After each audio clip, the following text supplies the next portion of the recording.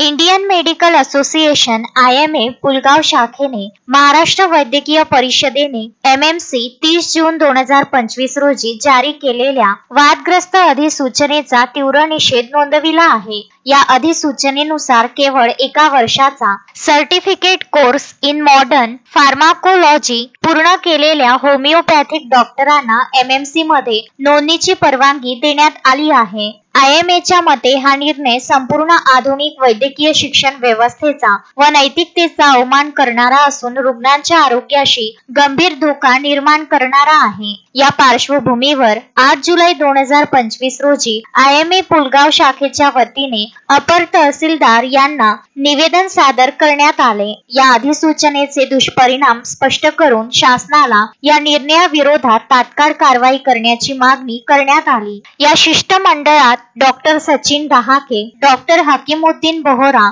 Doctor Pravina Khune उपस्थित होते। Ashwin Shah, Vidarbha news, Pulgaon.